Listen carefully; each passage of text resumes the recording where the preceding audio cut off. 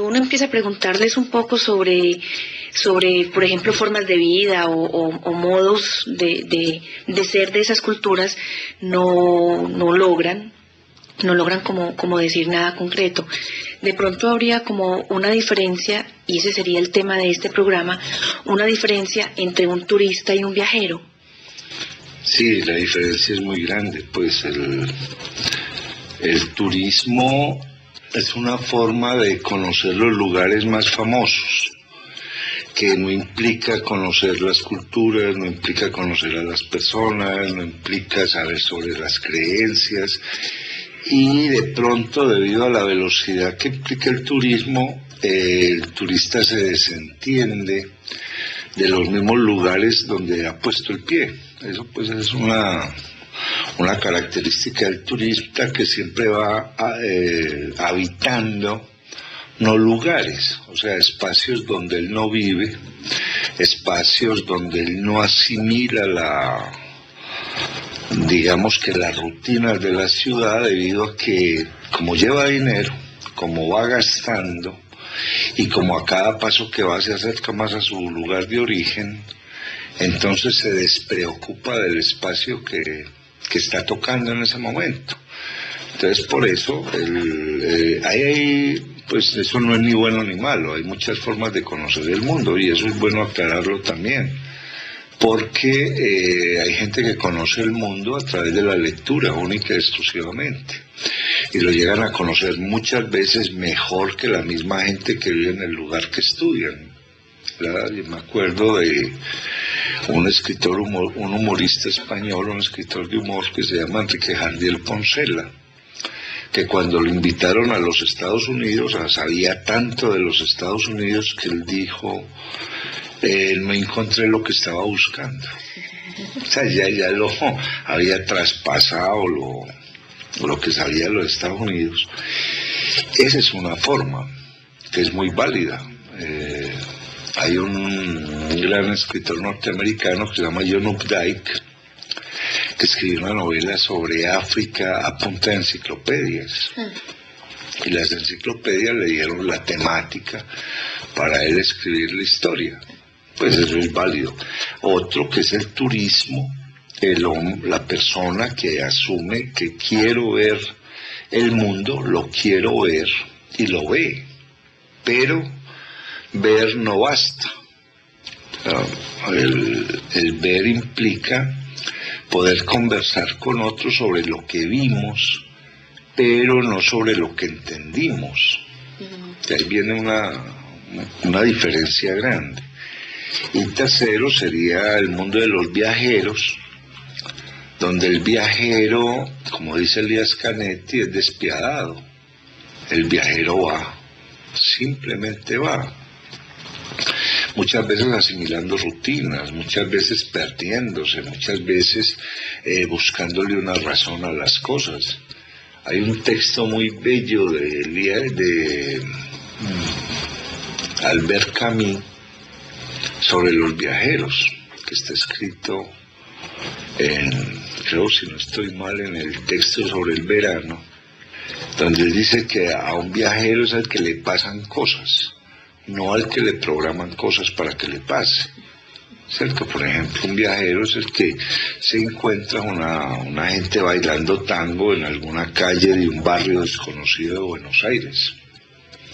Ese es un viajero, y que se queda a mirar el espectáculo y después pregunta por qué están bailando y consigue a alguien que lo invita a un café e ingresa en el mundo del otro. Uno de los análisis que se hacen, por ejemplo, del turista, es que siempre se toma fotos con elementos muertos. O sea, fotos al lado de un gran edificio, fotos al lado de una gran estatua, fotos en un barco, pero no hay nadie vivo a su alrededor, a menos de que sea otro turista. Porque una de las cosas que uno a veces, cuando se mueve como viajero, uno se diferencia muy claramente del turista. El turista es alguien que hace grandes recorridos, se calienta demasiado, son todos muy colorados, y los encuentra uno bebiendo agua, sentados en alguna piedra, buscando que el guía lo recoja o que el bus se lo lleve. ¿Cierto? No sucede lo mismo con el viajero que está esperando bus. Simplemente está en una parada de buses, muchas veces a coger un bus que no sabe para dónde va, pero que le generan ese interés básico de conocer más, de ir a donde las guías turísticas nos llevan. Hay que tener en cuenta que el turismo programa el viaje. Al viajero se le aparece el viaje. Ahí hay una diferencia muy grande. En un guía, los planes de turismo incluyen unos hoteles, unos espectáculos, unos sitios, donde el turista se llevaría una impresión muy buena del país, o al menos muy curiosa de ese país. Por eso un turista siempre viene hablando muy bien de los lugares que conoció, a menos de que le falle la excursión. Y es porque está viendo esos lugares en unas condiciones de realidad que no existen. O sea, lo han llevado, él ha comprado figuritas, ha comprado postales, ha comprado camisetas, ha comido algo que le ha llamado la atención, pero dentro de un contexto donde él sabe que eso que compra, que eso que come es simplemente una demostración de que sí se ha movido a un lugar distinto de donde vive. Lo que no sucede con el viajero. El viajero primero tiene unas características muy especiales y algunos turistas tratan de tomar esas características, valga la pena decirlo, pues porque también hay turistas que asimilando el viaje se vuelven viajeros y se le escapan al guía y se le escapan al plan turístico y lo último que hacen es encontrarse con el bus que los va a llevar a determinada parte, pero se pierden durante todo el día. Y las características pues del viajero es primero leer, porque hay una cosa que es clara: el que lee y viaja, viaja dos veces. O sea, saber dónde vamos a ir, saber qué hay ahí y saber qué posibilidades da eso que hay ahí. Incluso viajar varias veces. Es que ahí es donde viene un asunto del turista y del viajero. Hay un hombre que hace una excursión y no la vuelve a realizar y por lo tanto se queda con un recuerdo de un sitio que conoció pero que ya no existe. Por estos días estaba yo leyendo un libro muy interesante que se llama La ciudad de los espíritus, sitios de los que ya dan razón las guías turísticas, los libros, las fotografías, y simplemente es una especie de certificador de que ese sitio sigue existiendo. Por ejemplo, mucha gente va a conocer las pirámides, a oír una pequeña historia sobre las pirámides y a certificar que esas pirámides siguen ahí. Ese es un turista. Entonces él viene, muestra las fotos, las pirámides siguen ahí, yo toqué las pirámides, esto es cierto.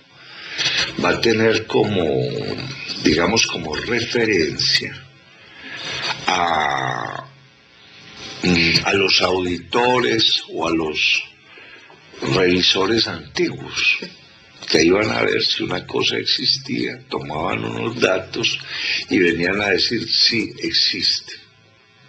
Entonces al turista todo se le cree, prácticamente todo se le cree, y más hoy en día porque lo puede comprobar con internet, lo puede comprobar con las fotos que trajo, lo puede comprobar con las guías que él guarda, con los pasajes que compró, con los tiquetes de bus, etcétera. O sea, todo eso existe. Él hizo una auditoría del mundo, de un mundo conocido, de un mundo promovido por X o Y razón, y como decía, a cada paso que da está más cerca de la casa. Entonces lo que busca el turista en un momento dado es casi que regresar a casa para dar un testimonio de que sí conoce el mundo, de que sí estuvo en el mundo. Eso es muy válido, eso es tremendamente válido, porque no todas las personas desarrollan una alta curiosidad frente al mundo en el que están.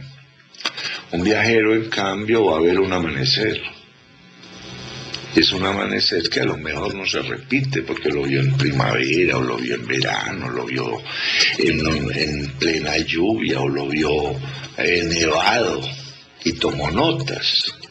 De ahí que los viajeros tienen como característica primero el haber leído, el saber para dónde van y el disponerse a que nada de eso que ellos saben resulte siendo cierto.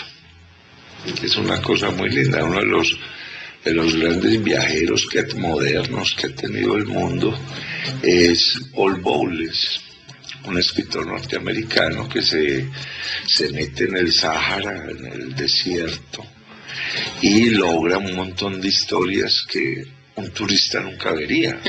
Nunca asimilaría esas historias, que son esos cuentos de Bowles sobre Tánger, sobre Marruecos, sobre el mundo subsahariano. Porque el viajero se caracteriza por llevar un diario.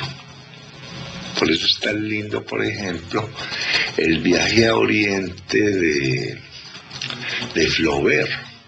Cuando Flaubert se va al Oriente, él empieza, primero es uno de los viajeros más despiadados que he visto yo, porque nada le gusta.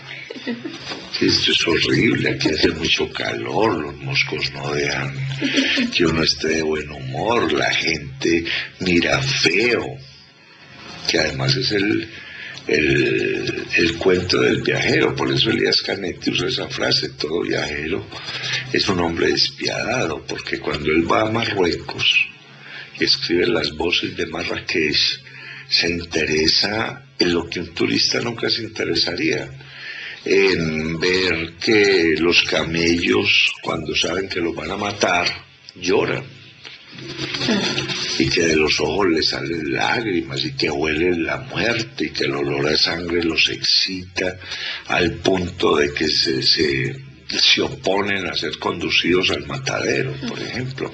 Se va a interesar por una ventana, porque detrás de la ventana hay una muchachita que lo está mirando. Entonces vienen esa cantidad de preguntas que podría hacer un turista, porque es que no, tampoco es que el turista sea un elemento distinto del viajero, sino que la condición en la que va el turista es la condición en la que no va el viajero. El turista por lo común ya pagó el viaje. El viajero muchas veces no sabe dónde le va a acabar la plata, no sabe qué va a suceder mañana, porque o no le han llegado el giro, o se metió donde no era, o nadie ve por él, además va solo. Ajá. Es una característica del viajero, es que viaja solo, o viaja acompañado por otro, que en un momento dado le puede decir: adiós, yo llegué hasta aquí, usted se va por este lado, yo me voy por aquel otro. El turista, en cambio, va acompañado, hoy en día va asegurado, cualquier cosa que le pase, pues inmediatamente habrá una respuesta que lo asegurará frente al acontecimiento que le acaba de suceder, lo que no le sucede al viajero. Los viajeros van a tener, yo diría que van a tener algo muy interesante, y es una mentalidad que difiere mucho de la mentalidad del turista. El turista programa el viaje va a durar tanto tiempo, vamos a visitar tales lugares, en esos lugares vamos a ver tal cosa.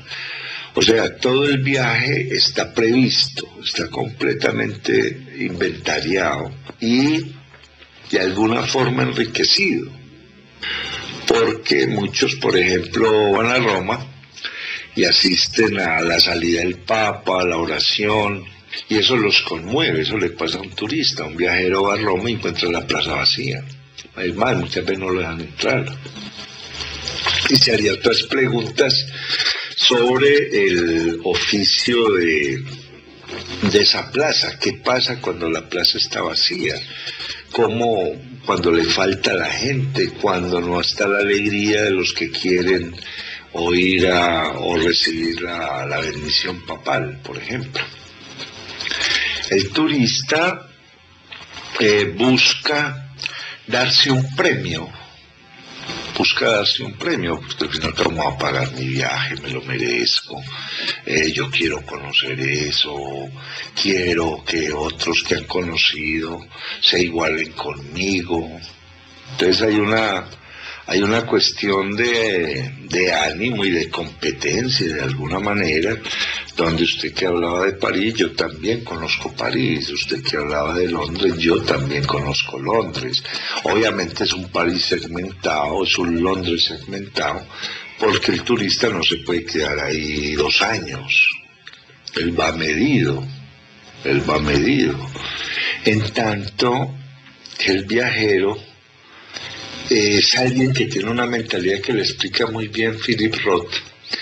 Es alguien que se va porque los que se quedan sufren más debido a los lugares conocidos. El viajero en ese sentido también es un cobarde, porque él va buscando nuevos sitios, porque los sitios que tiene en su lugar de origen lo asustan, ya no le dicen nada, él está buscando otra oportunidad. Él está tratando de dar razón de algo que no lo satisface. Ahí es donde muchas veces los viajeros se preparan. Hay un poema de Constantino Cavafis que se llama La ciudad, donde él dice: si yo destruyo mi ciudad, no importa que otra ciudad vaya, esa ciudad ya también estará destruida. Entonces hay unos viajeros muy interesantes que primero aman su ciudad y después se van. Pero esa ciudad donde están, se van es porque no los satisface, necesitan otro tipo de cosas, necesitan otro tipo de respuestas, necesitan en un momento dado enfrentar problemas que no tenían en su ciudad de origen, pero esos problemas les están demostrando qué tan hábiles son ellos, qué tan inteligentes son ellos. Por ejemplo, un buen turista rara vez se preocupa por decir: vamos a Checoslovaquia, entonces voy a aprender checo, o vamos a Alemania, voy a aprender alemán. No, todo el mundo dice el inglés es la lengua que más se habla, y obviamente en el mundo del turismo es la lengua que más se habla, porque los almacenes donde van hablan inglés, los hoteles donde van hablan inglés, y si ese turista se sale de esos almacenes, se sale de ese hotel, se sale de esa ruta y se mete a un barrio popular, por ejemplo, ahí ya el inglés no le funciona, ahí ya le van a hablar en el idioma del lugar. El viajero sí se prepara, el viajero dice: me voy para Arabia Saudita y se lleva una guía de palabras, a ver, porque hay palabras que son muy importantes: buenos días, buenas tardes, una cerveza, un pan, tengo hambre, tengo sueño, estoy cansado, que sería la jerga del viajero. Y entonces el viajero asume el mundo como un descubrimiento, y por eso el mundo siempre es distinto. El viajero rara vez entra a un museo. A él no le interesa el museo, le interesa más la gente que está en las puertas del museo. Sería más o menos condición, entre comillas, del viajero leer algo sobre la ciudad o el lugar donde va a visitar, solo por saber pero no las guías o las lecturas turísticas, sino, por ejemplo, cuando los lugares han sido novelados, e ir y tratar de reconocer eso, o de que eso que ha sido novelado lo lleve a otros lugares o situaciones no descubiertas por otros. A ver, eso lo puede hacer un viajero y lo puede hacer un turista. Hay que tener en cuenta que en este momento hay un montón de turismos, que es una cosa muy interesante. No solamente es el turista que va a comprar estatuas y va a porcelanas y a comprar postales y camisetas, sino que hay un turismo ecológico, por ejemplo. Hay un montón de gente que se va a ir a conocer tales bosques, y ahí vamos a ver esto y vamos a comprobar esto. Por ejemplo, hay un turismo histórico, gente que va solamente a reconocer eventos históricos, otros van a ver arte, única y exclusivamente arte. O sea, ahí se parecen mucho al viajero. Ahí se parecen mucho al viajero, en que van informados, en que saben qué es lo que van a ver, en que van a comprobar. y que incluso frente a esos acontecimientos van a sentir algo que no habían sentido nunca. Por ejemplo, en esos turismos ecológicos vamos a ver un amanecer en Islandia, entonces vamos a ver un amanecer que nunca hemos visto, y incluso hay un turismo científico. Vamos a hacer esto, vamos a probar esto, vamos a mejorar una teoría, etcétera.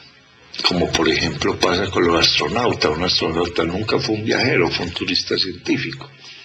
Él sabía para dónde iba, más o menos cómo lo iban a traer, y le asignaron a ese astronauta unas tareas. Entonces ahí hay un turismo, y el turismo cada vez se especializa más, porque no podemos, claro que la gran mayoría hace lo que se llama el turismo rajatabla, van, saquean de alguna forma, ensucian, lo que sea, pero hay un turismo serio, de gente que ya se va especializando en cosas.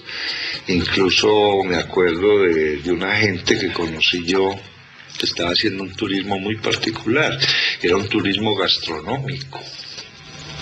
Vamos a comer esto, vamos a discutir sobre esto, vamos a ver esto hasta qué momento va a durar en el mundo con la escasez de alimentos, o nos vamos a comer el último animal de tal especie, etcétera, etcétera. Pero el viajero, y es bueno aclararlo, es condición del viajero leer y escribir, pero también es condición del viajero que ni lea ni escriba. Simplemente va a ver qué pasa. Simplemente va a ver qué pasa y ni siquiera se enteran qué es eso. En un estatua y nunca se enteran qué es eso, ni nada. ¿Y qué hice yo? Monté en tren. ¿Y dónde estuviste? Pues yo no sé, paramos y seguimos, porque también está el viajero anárquico. Eso, por ejemplo, o el viajero que va a descubrir cosas que nadie había visto y de los que no había ninguna información. Por ejemplo, alguien dice: me voy a conocer barrios populares en el mundo, y voy a coger los más populares y cojo los buses donde vaya más gente rara y que no se parezcan a los del lugar aéreo para dónde va. Por ejemplo, cosas que uno nunca se entera. Yo he hecho viajes, cojo por ejemplo un bus, el bus número 31 en Zúrich, y eso va a dar a unos barrios obreros rarísimos y a unos ambientes rarísimos, y es maravilloso. ¿Cierto? Y de eso no hay datos de nada. Uno después pregunta: este barrio, pues no, por allá no hay sino inmigrantes, no hay sino gente rara. Y uno va a ver qué pasa, y a meterse en un pequeño restaurante a ver qué comen, y muchas veces pues, ¿y esto qué es? Y el otro ni siquiera le sabe explicar a uno, porque uno no tiene las palabras suficientes para preguntarle, o el otro viene del África y no tiene idea de eso, como se dice en el idioma local, o cosas por el estilo. Entonces, donde uno va al garete. Pero esa sería la mejor manera de alguna forma de aprender sobre esa cultura. A ver, eso depende de las manías de uno. ¿Cierto? Alguien dice: usted está loco cuando hace ese tipo de trabajo, cuando llega y se coge un mapa, pone el dedo en el mapa y dice: donde cayó el dedo, para allá me voy. Si uno compra el tiquete y va a dar allá. Eso es una forma. A ver, formas de conocer una cultura, o para conocer una cultura, en formas se necesitan 4 cosas fundamentales. Primero, leer sobre la cultura para saber a qué se va a enfrentar, y si no sabe cuál es la cultura, al menos llevar unas herramientas de conocimiento necesarias para poder hacer comparaciones. Ese método, pues, se ha manejado desde el primer gran viajero que se conoce en la historia, que es Benjamín de Tudela, un hombre que desde España llegó hasta China en la Edad Media, y en ese viaje él no tiene más referencia que lo que conoce, entonces compara Esto se parece a tal cosa, esto se parece a tal otra, esto se parece a tal otra, que es el método que siguieron después unos grandes viajeros que fueron los cronistas que vinieron con los conquistadores españoles, que tenían que dar razón de un mundo que no conocían y que para culturas que desconocían completamente usaron las analogías. Entonces, lo que decía Colón, esta gente se parece, todos se parecen a Adán, porque todos tienen como 30 años, ¿cierto? Como ve a los aborígenes americanos no les caía el pelo, no, casi ninguno era canoso, como los veían recién bañados. Entonces Colón en las cartas que escribe dice, sí se parecen a Adán, tiene la edad de Adán, 30 años. Entonces aparece Tudela haciendo eso, un viaje muy al azar.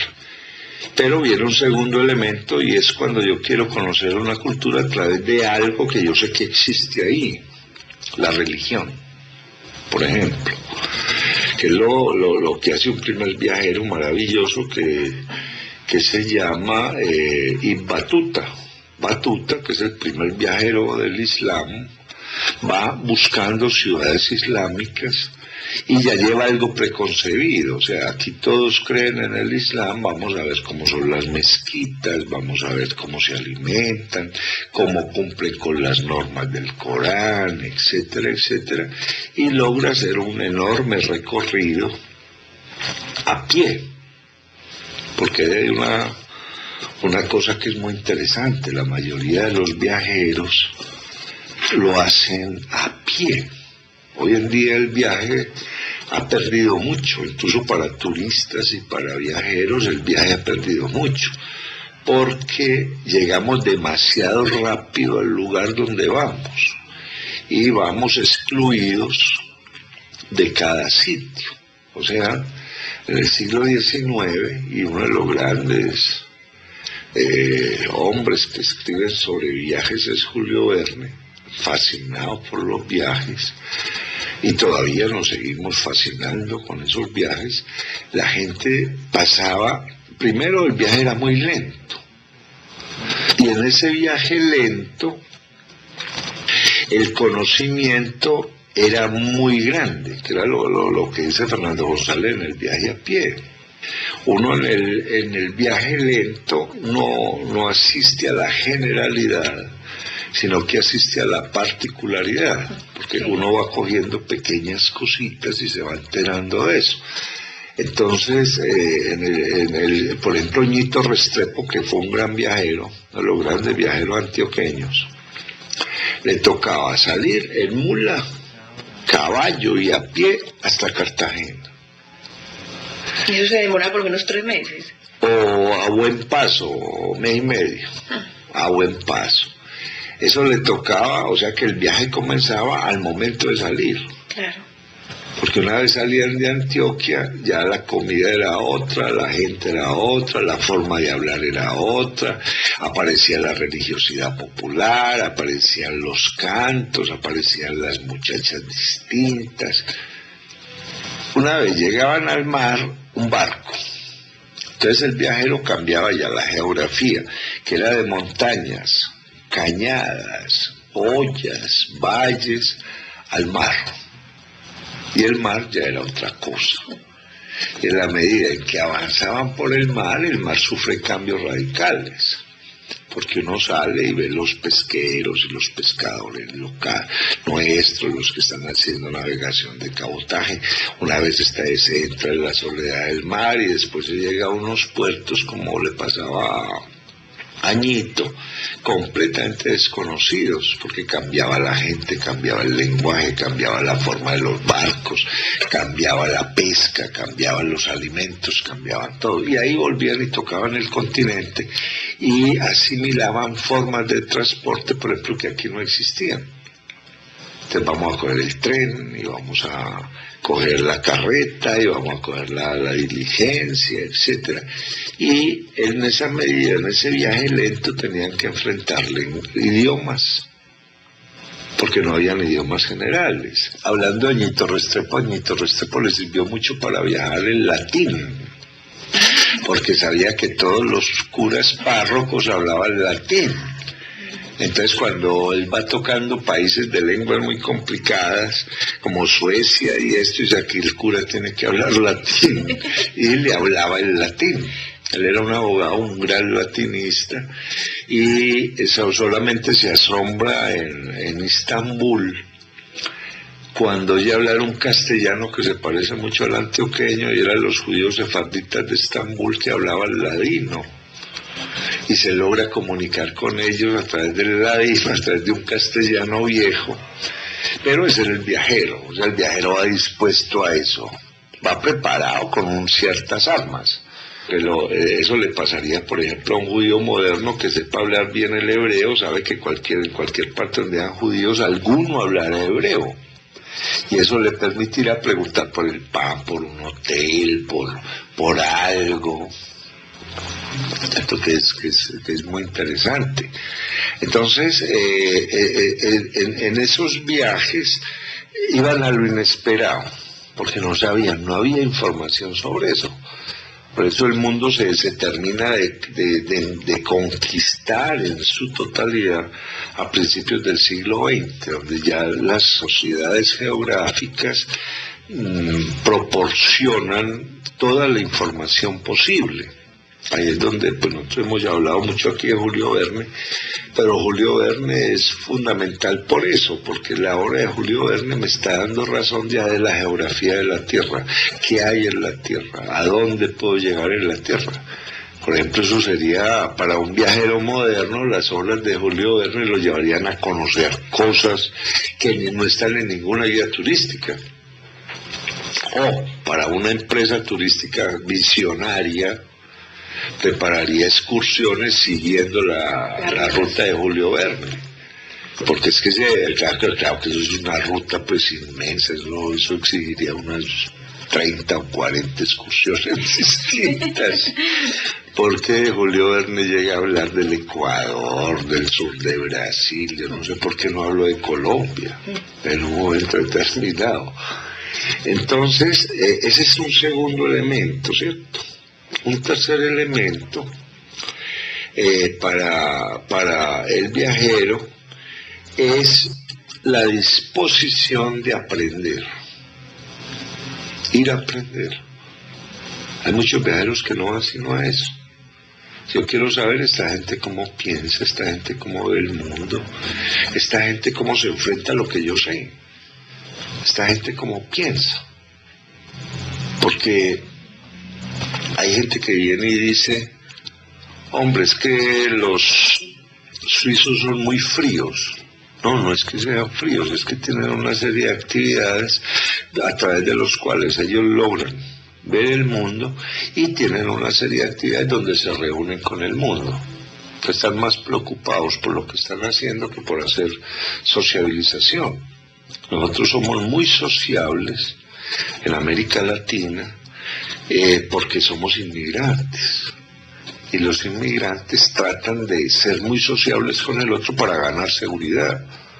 Pero culturas que están asentadas hace muchos siglos en un mismo lugar se vuelven no antisociales, pero tienen muchas tareas donde estar sociabilizado no es necesario. La investigación, la escritura, el trabajo manual, etcétera. Entonces eso es lo que uno va a aprender. A ver, esta gente, ¿por qué no se parece a mí? ¿Y cuál es la diferencia que tenemos entre ellos y nosotros? Ese tipo de viajeros es uno, por ejemplo, que casi nunca leemos, que es Marco Polo. Así Marco Polo haya sido el hombre más mentiroso del mundo, como es posible que lo haya sido, es al menos alguien que va a ver la diferencia, en qué se diferencia esta gente de nosotros. Y eso es lo que emociona a Colón. Por eso el libro de Marco Polo, que está completamente acotado por Colón, enriquece mucho, porque Colón no solamente viene a descubrir, él viene a negociar, él viene a aprender. Es algo que después los que vienen con él no lo siguen, y eso termina una rapiña y viene pues al fin y al cabo con gente que saquea, con guerreros, y esos guerreros no van a entender que el otro es importante, el otro es algo que obedece o se excluye, que eso habría que entenderlo también. Y esa es otra característica del viajero. Y otra es simplemente el que va para sufrir emociones fuertes, que es muy común. Ernest Hemingway tiene un libro muy lindo de esos safaris, de esa gente que iba de cacería y que les preparaban el safari, pero donde también pasaba lo que de pronto no podía pasar. Y ahí tiene un lindo libro que se llama Las Verdes Colinas de África, donde ahí hay una mezcla de turismo y viajeros que van a la búsqueda de emociones fuertes. Mientras Hemingway asiste a unas cacerías donde él dice, esto no tiene sentido, me voy a meter en cosas más peligrosas, porque necesitas esas emociones.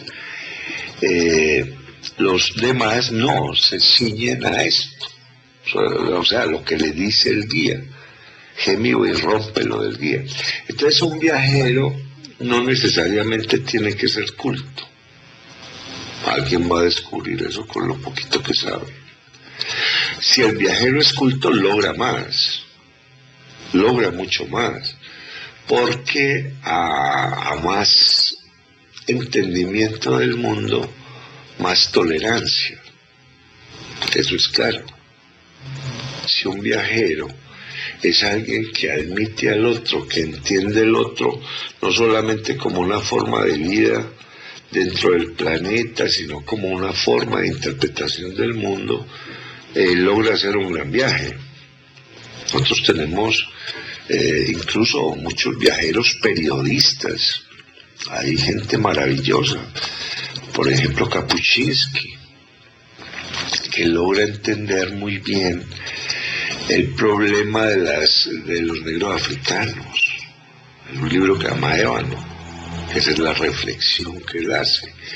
Hay un periodista norteamericano que se llama David Kaplan. Kaplan se hace todo un viaje a pie enorme en las guerras africanas, se mete a lo que le pase, pero a pie, va entrevistando gente para poder entender las guerras étnicas en África, para poder entender esas culturas, la raíz de esas guerras. Eso los hace enormes viajeros. Me acuerdo leyendo un libro del que se llama Los fantasmas de los Balcanes.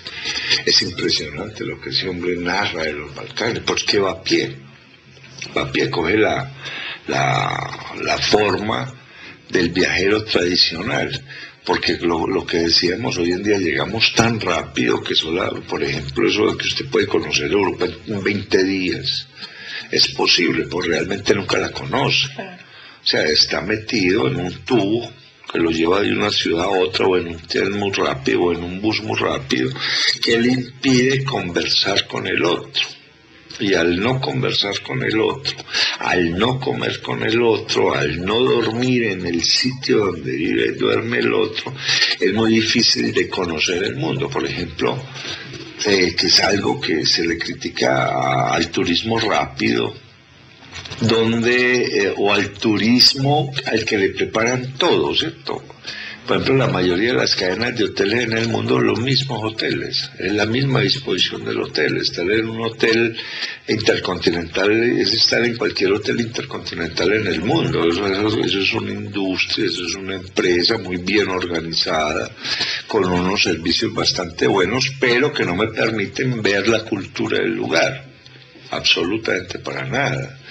O lo que sucede en muchos lugares, que ya preparan el plan turístico En los Estados Unidos es muy común, son unas comunidades pieles rojas que viven como cualquier blanco, que tienen vestidos de blue jeans, de camisetas, de tenis, etcétera, pero vienen los turistas, entonces corren, se ponen plumas, se ponen bailan, y el turista es matado porque vio bailar a los pieles rojas, pero ese es un trabajo que tienen ahora los pieles rojas. Es puro Hollywood. Sí, claro, son una serie de escenarios que se les van creando. Eso pasa mucho en los países árabes. De repente que busquen el camello, que nos perdió el camello, porque la gente quiere ver camellos, ¿cierto? Por ejemplo, yo me acuerdo un amigo en Marruecos me dice que aquí no hay camellos, aquí no hay sino burros, y porque tienen que haber camellos, hay burros, la gente monta en burro, va con el burro para arriba y para abajo. Memo, ahora que mencionó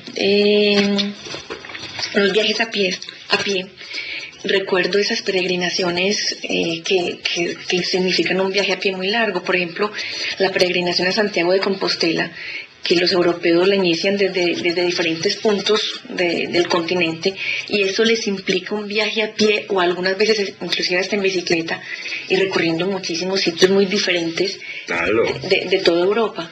Sí, me acuerdo ahora que usted habla de las bicicletas, hicimos el programa. Hay un par de muchachas que hacen la ruta de las cruzadas en bicicleta.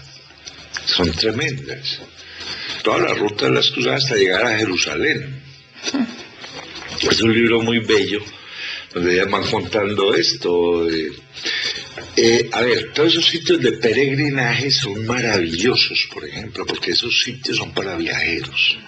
A pesar de que él sabe dónde va a llegar, a pesar de que sabe dónde van a estar los hostales, dónde van a estar los paradores, dónde van a estar los hoteles, el que lo hace a pie siempre lleva la posibilidad de algo inesperado, algo completamente inesperado. Primero, porque el viaje es muy lento al ser a pie. Segundo, porque esas rutas de peregrinaje son maravillosas, donde uno encuentra una iglesia, por lo común, debajo puede haber una sinagoga, o donde usted encuentra una mezquita, debajo puede haber una iglesia, o debajo puede haber una sinagoga, o puede haber un templo de algo, porque esas rutas de peregrinaje nunca han variado, y no importa las religiones. O sea, es una cosa muy interesante, son sitios donde el hombre siempre ha ido a buscar algo. De cualquier religión. De cualquier religión. Claro, debajo de la ruta de Santiago de Compostela hay lo que uno quiera. Sinagogas, mezquitas, hoy en día son iglesias porque, claro, la última gran conquista española fue una conquista católica. Pero y si sigo debajo de la sinagoga puede haber un templo Astarte o a lo que sea. Son rutas muy raras, son tremendamente raras. Y eso se va a suceder en el Asia, porque la peregrinación no solamente es en Europa.